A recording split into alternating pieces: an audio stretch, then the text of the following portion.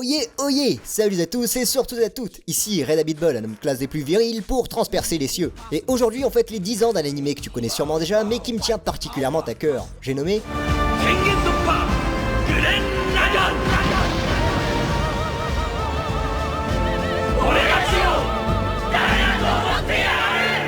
Alors Gurren Lagann, c'est l'histoire d'un homme qui ignorait encore le tournant qu'allait prendre sa propre destinée. Brefouille, des robots géants se castagnent avec de la SF pourquoi faire simple quand on peut faire compliqué, du sous-texte en voici en voilà, et vas-y la transcendance cosmique, bim boum badaboum, et tout plein de trucs tip top chouettes qui font de cet animé l'animé le plus cool du monde.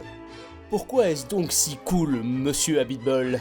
Je vais pas pouvoir aller jusqu'au bout de ma pensée, frangin, mais quitte à donner les grandes lignes. Alors l'un des nombreux éléphants dans le couloir avec cette série, c'est que Gurren Lagann, ça n'y va pas de main morte avec les références et hommages au genre auquel il appartient. Il y a plein d'allusions au Neketsu et au genre du mecha tout entier à travers les âges. Sans divaguer, ça reprend le délire « j'ai la plus grosse de Ghetto Robot » et le principe d'énergie infinie d'Idéon parmi tant d'autres. Mais contre toute attente, Gurren Lagann, malgré ses airs un peu mongolito et racoleurs, use de toutes ses références intelligemment au point où ça renforce ses thèmes et ses messages en prenant des alternatives. Donc, selon mes critères, c'est plutôt chouette. À l'assaut du firmament, Gurren Lagann prend aussi ses éléments préexistants dans le mecha pour créer un récit de science-fiction qui surprend par ses concepts. En plus de sa toile de fond qui passe de Planète des Singes à Yamato, son univers original est centré sur le principe d'une énergie infinie que l'homme peut manipuler.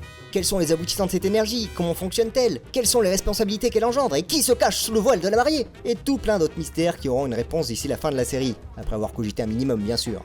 Car rien n'est laissé au hasard dans Gurren Lagann. Fort heureusement, ne serait-ce qu'en tant que divertissement, on a de quoi faire. Un rythme impeccable, des personnages immédiatement identifiables et attachants, un ton léger qui pousse pour la majeure partie du temps dans le fun over the top, des répliques mémorables et des enjeux qui dépassent le cosmos. Grosso merdo, tout ce qui fait l'intrigue de Gurren Lagann s'efforce à ne jamais t'ennuyer, toi là la grosse feignasse derrière ton écran. Tout comme le motif de la série, la structure narrative même de Gurren Lagann est une spirale. Il y a une forme de répétition en crescendo qui tient toujours en haleine avec ses surprises que je n'oserais jamais au grand jamais dévoiler ici.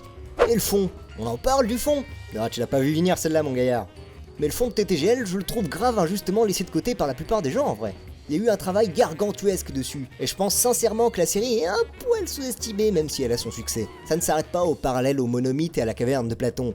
Il y a une réflexion sur l'évolution, l'entropie, le voyage initiatique, la dimension politique d'un pouvoir illimité, la force de la volonté humaine, savoir qui favoriser entre la masse et l'individu, et tournicotis, tournicoton. Bon, ça n'y va pas avec le dos de la cuillère. C'est toujours dans l'exagération, c'est en plein dans ta face, mais Gurren Lagann reste profond et cohérent avec l'univers qu'il a créé. Et ce, même si un robot géant envoie des galaxies comme projectiles. Et si ce que je viens de te dire ne te fait pas vibrer, l'ami, à ce moment-là, je sais plus ce qu'il te faut, mon gars. La particularité propre de Gurren Lagann, c'est son côté over the top et stylish qui ne passe pas sans faire l'unanimité. TTGL, ça joue sur le rule of cool.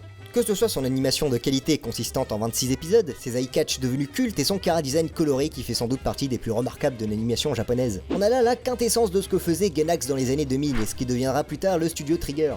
La série a su imposer des images et symboles iconiques tels les lunettes de Kamina qui réunit toutes les âmes viriles autour du monde.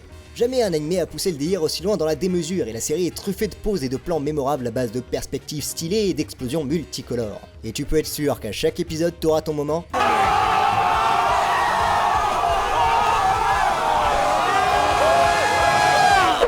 Je tourne en spirale gyroscopoïde autour du pot. Il y a énormément de choses à dire sur Gurren Lagann. Écrire cette recommandation express sans tout dévoiler dans les moindres détails est une torture. J'ai fait tout mon possible pour ne pas m'emporter dans mon euphémisme. Mais plus qu'un divertissement sans prise de tête, plus qu'une série qui se structure autour de ce thème pour délivrer un message pertinent, plus qu'une lettre d'amour envers tout un genre par des créateurs passionnés, Gurren Lagann, c'est une œuvre qui inspire, voire qui s'adresse directement à toute personne attachée au médium du dessin et de l'animé. Ne serait-ce que par les messages de confiance en soi, tout dans Gurren Lagann est un vecteur d'espoir pour tout dessinateur. Et pour moi, et pour beaucoup d'autres personnes, Gurren Lagann me sort toujours de la déprime et me pousse à faire l'impossible, à voir l'invisible et à...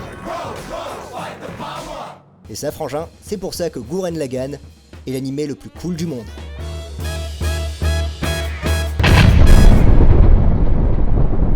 Merci, monsieur Habitball, vous m'avez ouvert les yeux. Oh, et j'aimerais ajouter, la série possède une excellente VF que je te recommande peut-être plus que la VO. Il y a aussi 2 films récapitulatifs avec son lot de différences et une meilleure animation. Ils sont aussi à voir, mais de préférence après la série. Je te laisse aussi quelques liens dans la description qui vont un peu plus loin de ce que j'énonce dans cette vidéo. Sur ce, frangin, n'oublie jamais. Interforeuse, c'est l'abri qui a le pouvoir de transpercer les cieux!